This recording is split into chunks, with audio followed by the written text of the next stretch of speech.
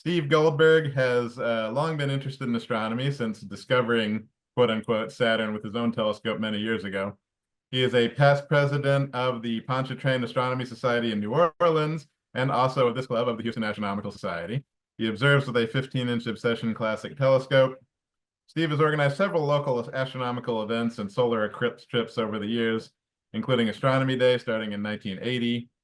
Steve and his wife Amelia are still very active, supporting various astronomy outreach events in the greater Houston area, and Steve is an active promoter of responsible night lighting for Houston. Both Steve and Amelia have a big spot in their hearts for the HAS dark side, and over the years have been a big part of its development and operation. And I gotta say, Steve has kind of been the heart and soul of the Houston Astronomical Society for a long time. He's been a member longer than I've been alive. I remember when I was a kid joining the club with my dad, Steve was just as active as he is now. I think one of my earliest memories of Steve was the stern look he gave me after I knocked over a speaker at a meeting at U of H when I was about 8. But since that time I've seen a lot more friendly faces out of Steve over the years. Steve's one of the nicest guys that I've ever met. And I don't know where the club would be without Steve. So with that I will stop babbling and I will turn it over to our speaker for the evening, Steve Goldberg. Steve. Thank you, Stephen. I'm not sure how to follow up on that one. This will stop other screen sharing. Yes, it is. And let me bring up my presentation. So what we're going to talk about tonight is the history of the dark side from the early 80s and how we got to this point and how we got to this point today. So let me do a little thing here. So in the late 70s, the club built a 12.5-inch f5 telescope to be used for outreach and for a permanent observatory. And they've created a document, and the members of that project is Alan Parker, who's on the meeting tonight, as project manager. John Hyatt was assistant project manager, and other people are Tom Williams, Art Chompy, Fred Garcia, and Bill Hand. So on the selection committee, let me move this thing up here somehow. Okay. One of the selection criteria was that it had to be west of Houston, within 100 miles, expected dark skies for 20 years. We're now going on 45 years. So that's a pretty good thing there.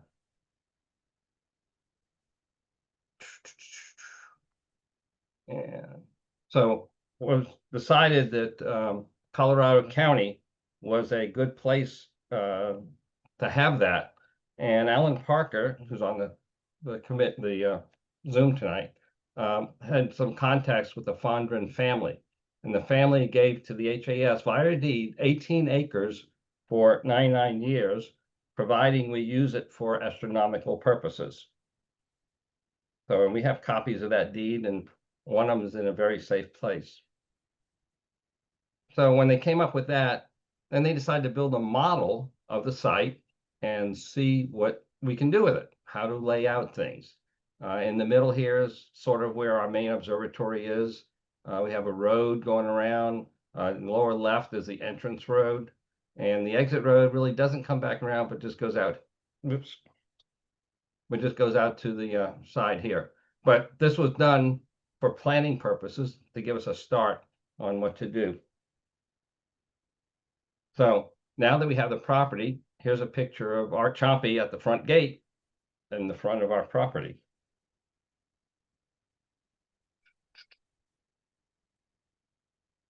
So one thing we wanted was a light barrier all the way around. So here's one picture going down the fence line, and you can see how wooded it is.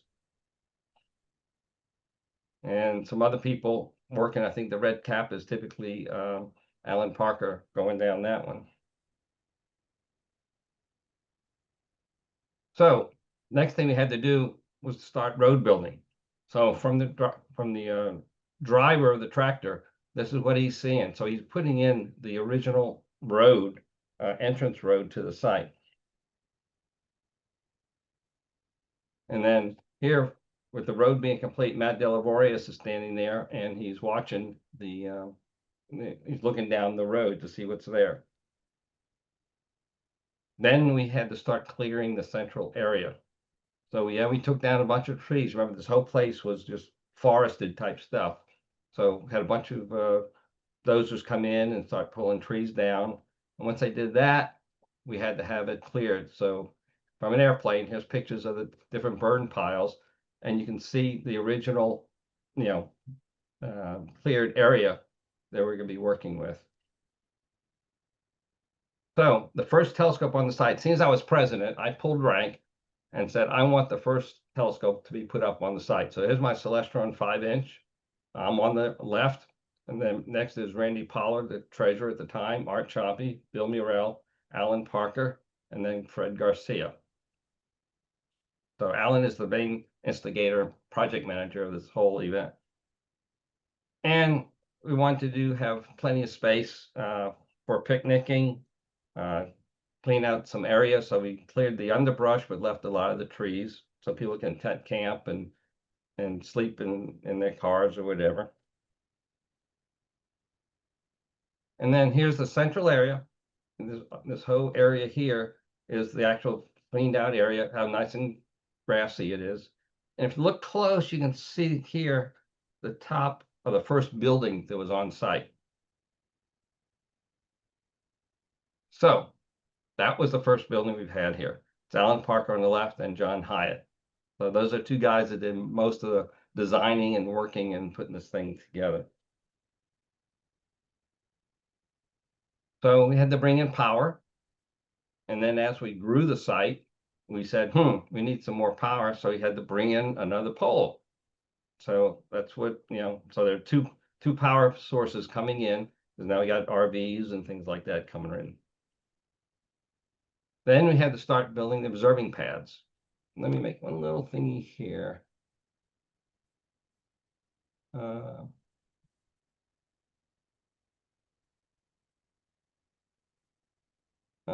Okay, sorry. So we had to put in some observing pads, places to set up the telescopes. So this is a form. It's about 6 by 6, a couple inches thick. And here's Alan and Fred going through and smoothing out the one of the pads that was laid. And this is what it looked like. So there's 4 pads in the center, and then you have the ring around the back side. So then, after the club grew and more members, and we needed more pads, so they put in another ring around the outside. So now we got 40 or so pads there that people can set up their scopes on. There's a power pole there, and a big power pole here. So that's where people can go to set up. We also had a log box. People filled out log reports, but we had to tell the Fondren family that we use it for astronomical purposes. So we use these log forms people fill out. Nowadays we do it online, but at that time there's paper here, there was a pen, there's a slot in the back to put the form. The red lights are always on 24/7 to keep the humidity out and keep the paper dry. And of course you have to have an exit road. So we had some exit signs put up, and they have red lights on them so you can see them at night. So then we had the groundbreaking for the observatory in June of 1980. So we brought out some club scopes, and then here in the picture is myself first, and Dr. Tom Morgan, University of St. Thomas, Leon Graves from the University of Houston, Reggie Dufour from Rice, and Alan Parker, the project manager. So this is the ceremony to start building the building. And then we had the actual groundbreaking. So we had to actually turn the grate, turn the dirt, and that's how we started the building. Hey, Stephen. Yes. Yeah, Tom Morgan was at HBU. He was my academic advisor. He's how I found out about HAS. Oh, HBU? I'm sorry. Okay. That's okay, just as a matter of note. Okay, thank you, Ralph. Yeah. So while we were all out there, we did a group photo. So that's a good number of people that came out for that ceremony. And for that night, all the people brought their telescopes and power cords and everything and plugged into one of our power poles. And that's, people doing observing at night. That's what they use for electricity. And of course, we had to make it for all ages to attend. So now start planning for the observatory. So we proposed a building size about 45 by 16 feet. They're laying out the walls. That's an actual brick that's going to be used for the observatory. And because some of the scopes were high up, we had to figure out how tall the walls can be, so they can look over the wall height. So that's what we're doing here, is taking one of the scopes. I think this is the one from U of H that was on loan to us, and just trying to determine how tall the walls will be. Then we said, where is the observatory going to go?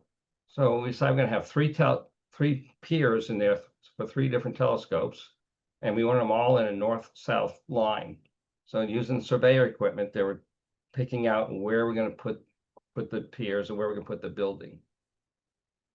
So to make the piers, we built a template of how big the center piers are going to be, and you'll understand this in a few more minutes. And they actually came out, Alan Parker, that's his business here, and actually drilling the 3 piers into the ground. So you see a sample here of just the template, and then he is digging it out. And after they drilled it, it's 22 inches down, and it's been corrected. It's over 5 feet down, and they went down far enough to get a layer of clay as opposed to the sand that's typically out there. And then they put in a metal form around it and some rebar. So that's going to make the center of the pier. So now the 3 piers, one here, here, and here, have all been drilled, filled with like a cubic yard of concrete in each one, and we're just waiting for it to dry. This wooden platform is holding down some bolts. These bolts will be used later to take the telescope pier and mount it to this pier. One second. So now that we have the 3 piers laid out and going, then they started to lay out the building itself. So this is roughly the perimeter of the building. So you can see here's the form that they've built.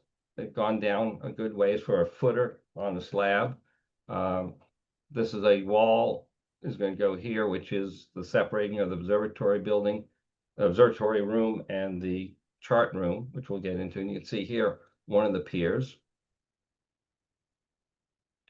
So now here's the complete form that has been built all the way around the building. The 3 piers, 1, 2, and 3, and then this will be the chart room here. Pouring of the concrete. I'm not sure how much is in there, but it's a good bit of concrete to fill that all up. And then finishing it off. So this is what it looks like. If you notice over here on the right, they use the vehicle to help hold up the form, and there's one also over here, because the ground out there is relatively soft when you start working with this kind of material. So now that that is there, it's time to start bringing out the bricks. So the Parker brothers, Alan Parker, got one of his trucks with a crane, and he's offloading the bricks here. So these are the ones that'll be used for the building. These 4 posts right here are going to be used for the roof system, and I'll get to that a bit later. So now the walls are starting to go up. 2 door frames. This one goes from the observatory room outside. This one goes from the chart room into the observatory. So walls are starting to go up. Almost finished. Building's taking shape. You can see another door here, which this one I think is going to be going out to the outside. Here again, those are the 4 or the 3 of the supports for the roof. And the bricks is complete. So that's the end of that. And we'll talk about this little window right here. One of the scopes that's going to be in there is a very low profile, and it would not be able to see over the wall if this was complete. So we're putting in a window, and still in use today. So that's what this cutout is for here. And there's a view from inside the observatory looking out to the south over the pads that were previously poured. Now, the roof is going to be running on a rail. It's an angle iron with a point up. So the wheels on the roof can follow a path.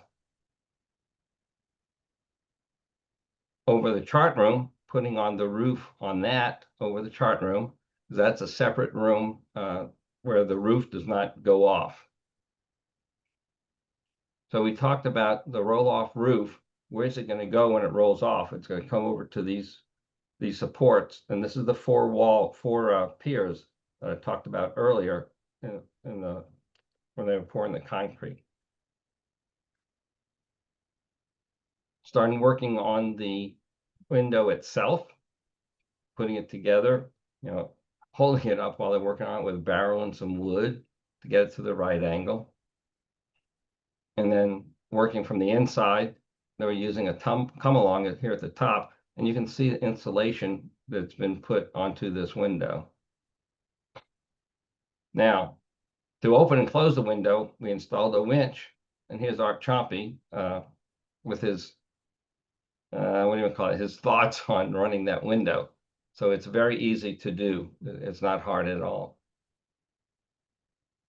And then getting ready to clean up and do some more work inside, just cleaning up concrete off the pier. So you can see the pier here, and we talked about a pipe coming up so you can run in a line into the chart room to do it remotely.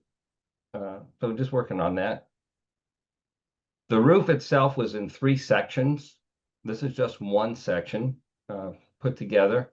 And when you put them together, this is where the seams, they come together and they're bolted in here. And the wheels are here and here. So this is what it rolls on, all 3 sections. Now they're spraying in insulation just to help keep the room cool and help with the environment.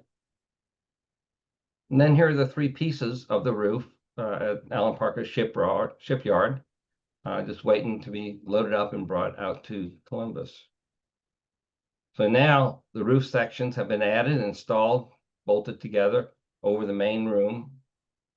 And then when its roof is open, it rolls out onto these support piers with, that we talked about these 4 things earlier.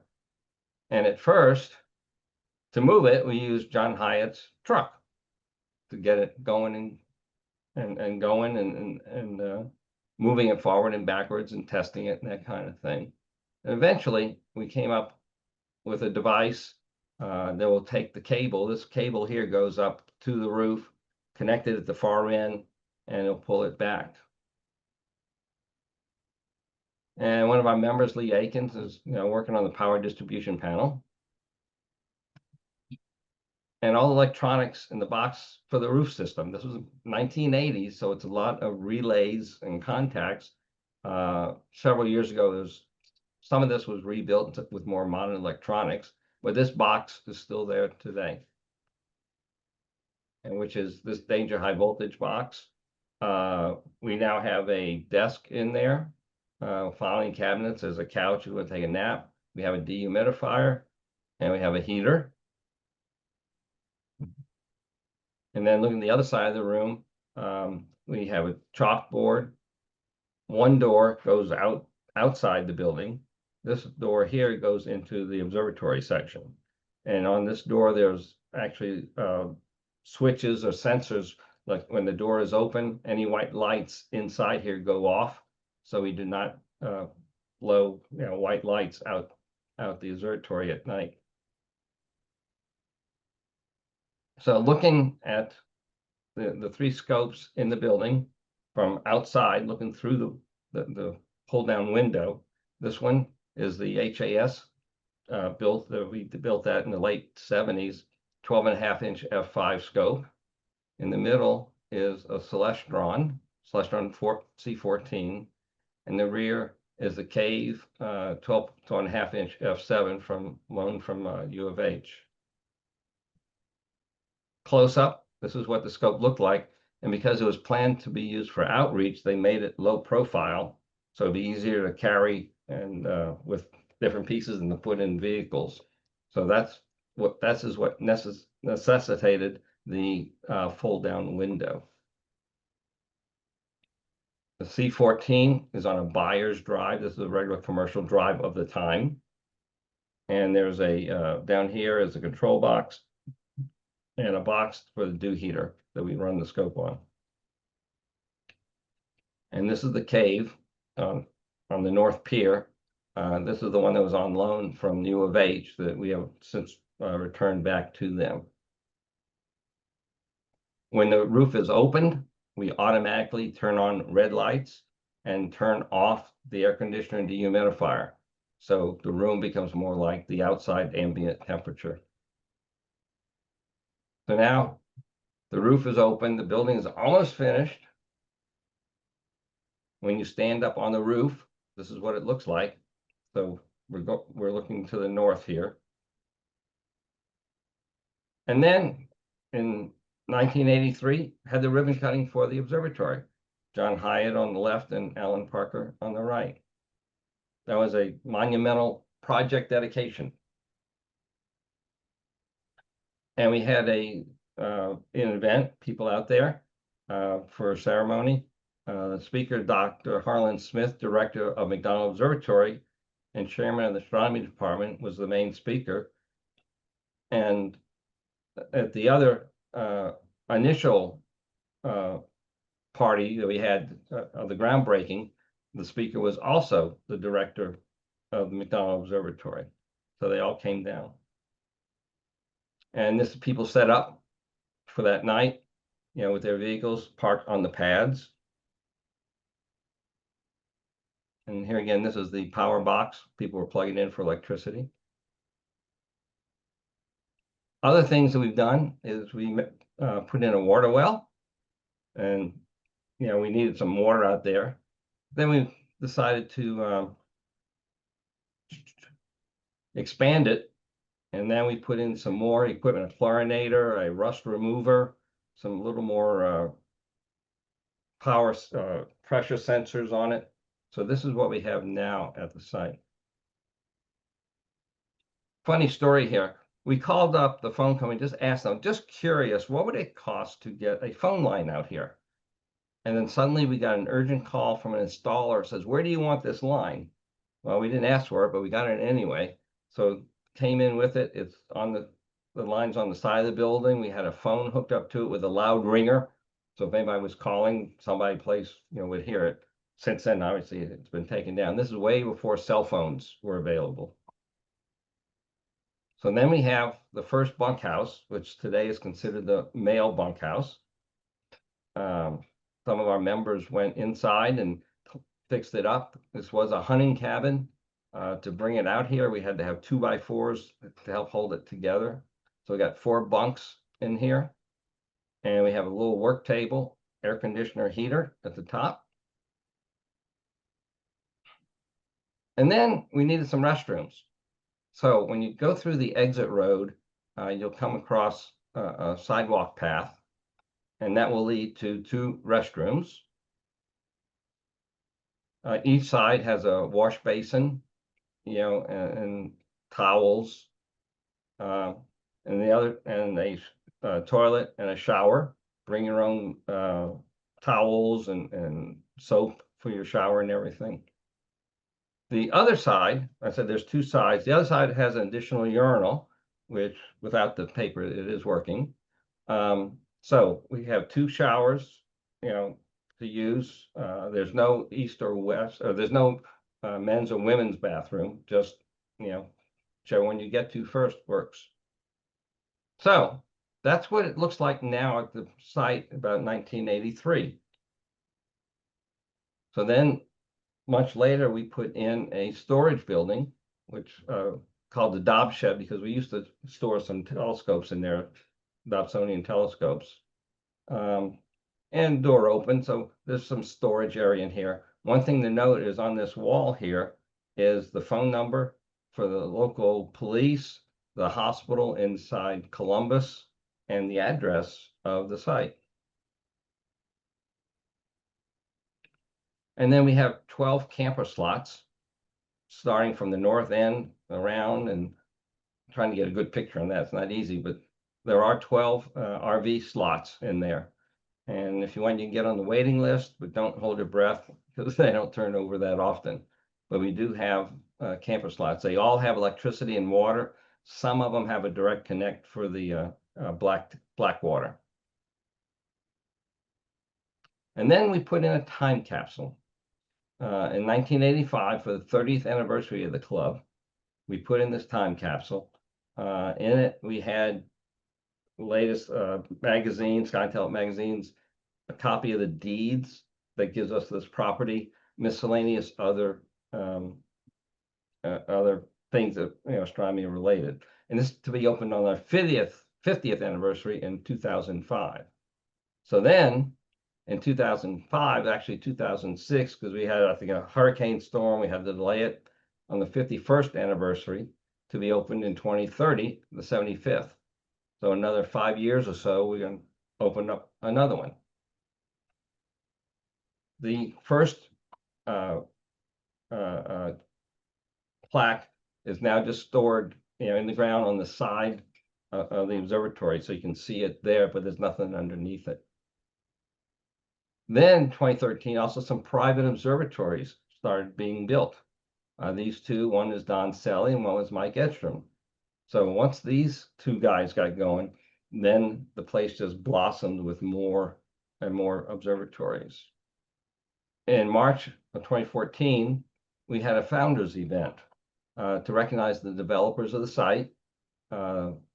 Just you can see the number of people that came out for that. And inside the building, we put in a historical marker type looking plaque that talks about the building, what I've just basically gone through. And then, of course, Alan and John had to be there for that event, and there they are standing by the plaque. Now, we did some telescope upgrades since then. We replaced the one that the HAS built with this AG optical 16-inch f6.5 Ritchie-Crichton on a Paramount mount.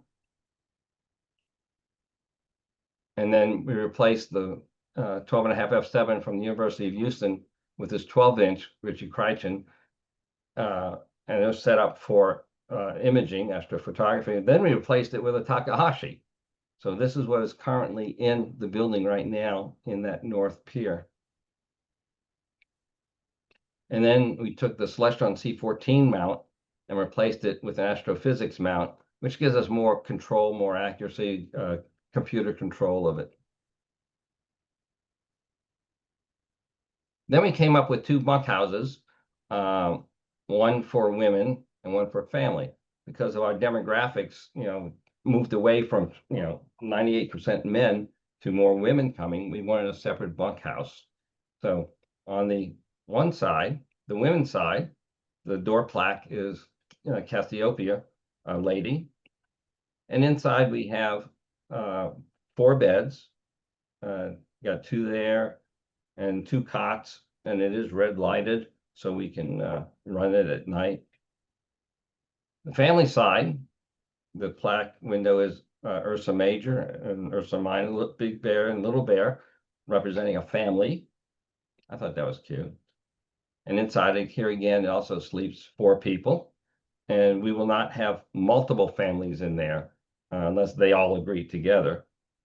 But it's typically, for one family to be there.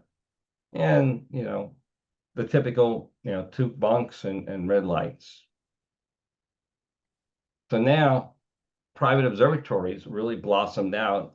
So this is the east side of the main observatory is back here in this corner. So there's a lot on this side that's been built up.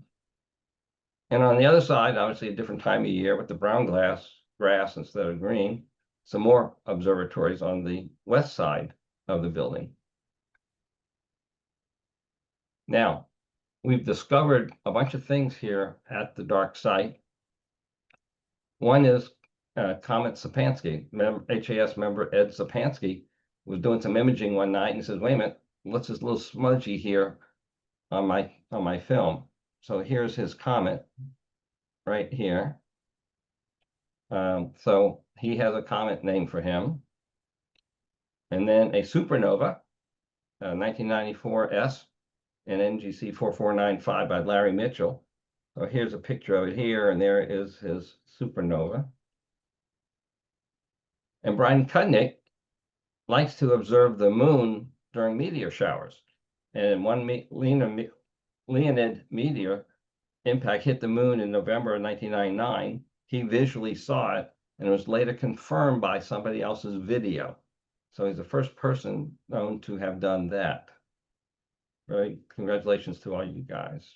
And then one of our members, Bram Weissman, coined this asterism, just a bunch of stars, as the letter A. It's recognized by the Astronomical League, and it's in the constellation Sextans. And another member, Walt Cooney, likes to study variable stars. So he's discovered 3 of them, 2 of them in Scutum and 1 in Taurus. And let's see, I've got some notes on that somewhere.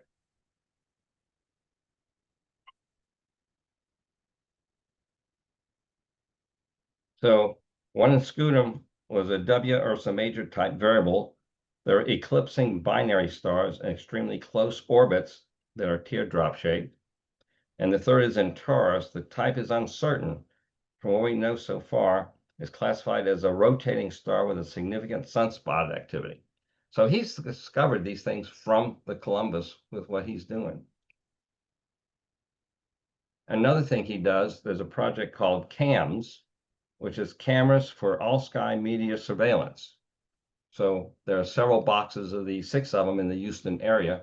They're all cameras just pointing upwards, and they're on every night.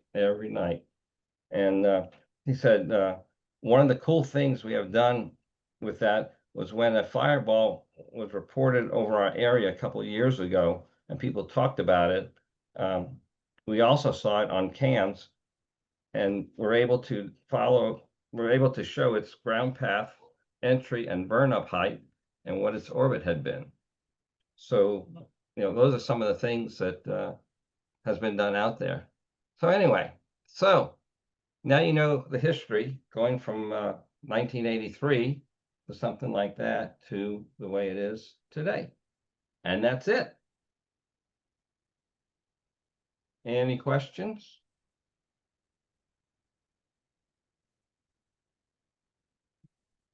Anybody out there? Steve, that was so wonderful seeing that all in one night and how everything went. Y'all, this is Renee Gadaley. I'm officially the historian, but obviously it's Steve Goldberg who holds the history of the club online and in his heart. Thank you, Steve. Thank you, Renee. I have a question. What would have happened if we didn't have an Alan Parker as far as the expense of building something like this? Would it have been doable? I don't know. Alan was a tremendous asset to doing this. He's online. He's listening to us. Thanks, Alan. So, yeah, thank you, Alan. You and John Hyatt did a wonderful job putting all this together. We thank you for it. And you said the original was to have it available for 20 years. We're going on 45 now. So that's a good choice of where to put it. Anybody else? Questions, comments? It's not a bad deal for $36 a year for dues, right? So there's no charge to use the site out there. Now, the people with the private observatories and the campers, they do help pay for electricity and water. But if you're just coming out to use one of the pads, $36 a year, you can't beat the deal. Hey, Steve, can you hear me now? Yeah. Hi there, Alan. Hey. I was muted and didn't realize I was. Oh. Excellent presentation. Thank you very much. We thank you, Alan, for putting all this together. Yeah. Yeah, the dark sky site has come a long way with a whole bunch of people who worked very hard to build it from the start to where it is today. And I can remember at the dedication ceremony, there was a group of about I guess 40 people standing off to the right side, and all of them had big smiles on their face, and every one of those people were instrumental in doing something very profound with the site development. And it was really amazing to see everybody make all the donations of labor, money, and time to get this site going. So just my comment. That's a good comment. You know, everybody that's had a hand in it over the years, from the different observatory chairman to Chris Ober, who's now there. People go out and cut the grass. You know, people make sure electricity is running, water is running. Yep, it's definitely a team effort, and you Yes. set that team to start with. Yeah. Any other comments from anybody? Does anybody know any more details about that 16-inch that got put in there? Chris Ober probably does. I can get with him and get you some information on it. Yeah, that looks outstanding. Yeah. So, anyway, That looks like an impressive development, I have to tell you. thank you. A lot of work went into it, a lot of planning, and a lot of manpower. Yeah. Congratulations on where you are today. On behalf of HAS, we say thank you.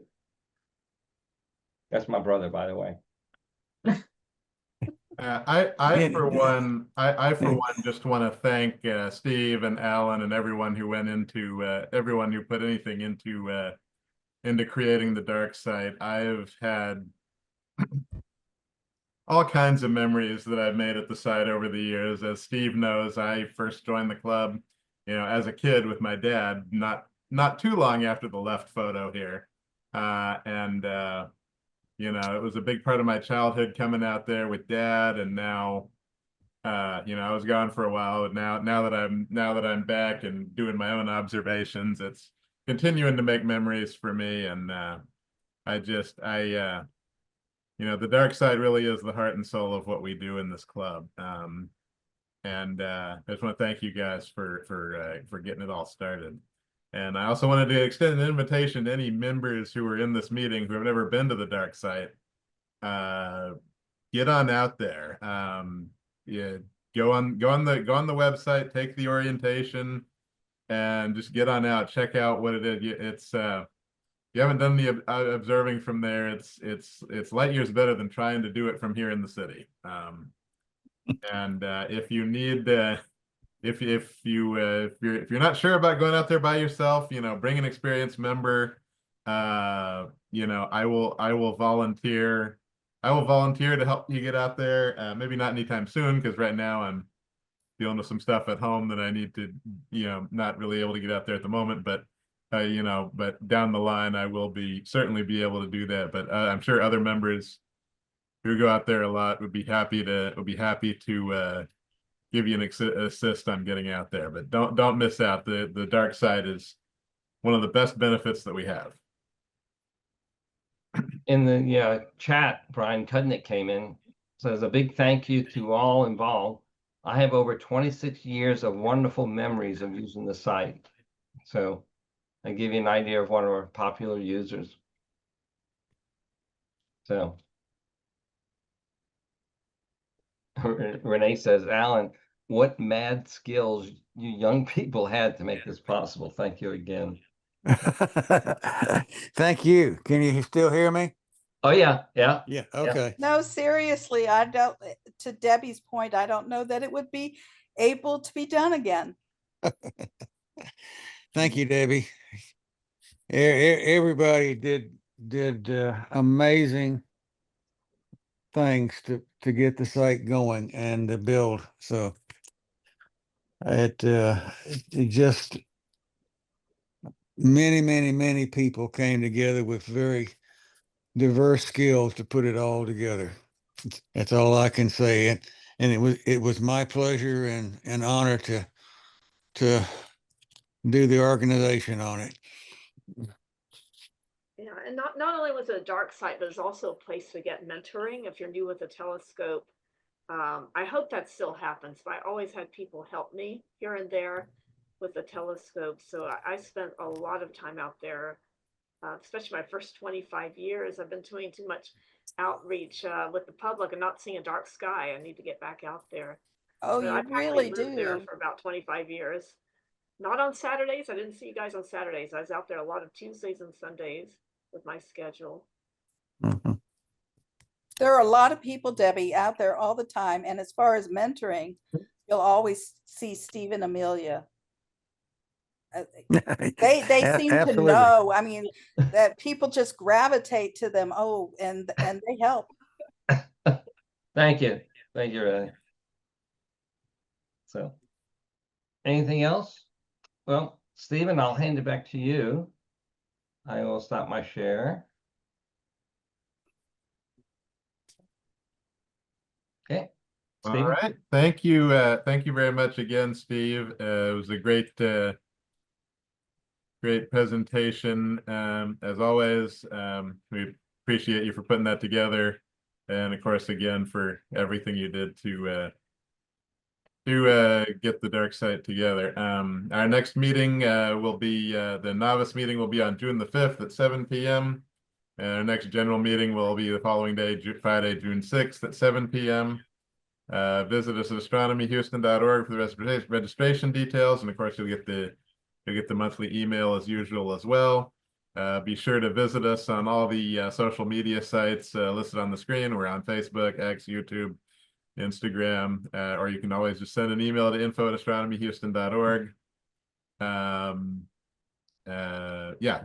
If you have any questions about anything, hit that info@astronomyhouston.org email address. We can help get you started. And don't those of you who are newer to the club, don't ignore that auto reply email that you get when you first join, because that tells you all the different ways you can get involved with the club, including getting connected with how you can connect with other members. With that, I will wish you all clear skies and a good evening.